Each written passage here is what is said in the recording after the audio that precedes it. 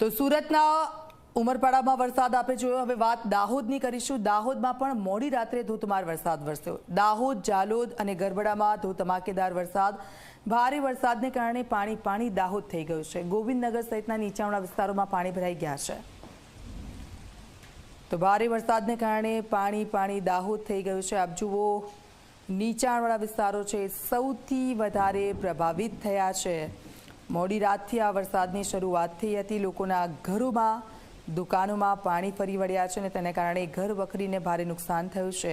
અને આપ જુઓ, અંડરપાસના દ્રશ્યો મેં આપને બતાવી રહ્યા છે। ત્યાંથી નીકળવું મુશ્કેલ થઈ રહ્યું છે વાહન ચાલકોને અને કેટલાકના વ્હીકલ પણ બંધ પડ્યા હતા। ધક્કા મારીને તે લોકો ઘર સુધી લઈ ગયા હતા।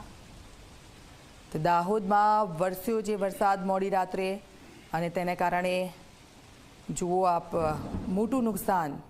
જે લોકોના નીચાણવાળા વિસ્તારમાં ઘર આવેલા છે, દુકાનો આવેલી છે, તેને સતત થઈ રહ્યું છે।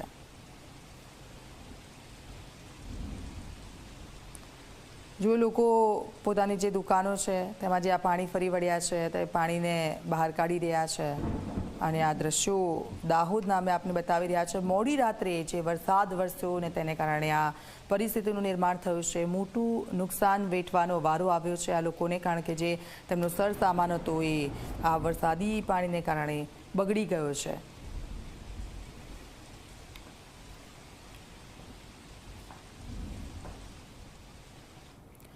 તો રાજ્યમાં આજે ભારેથી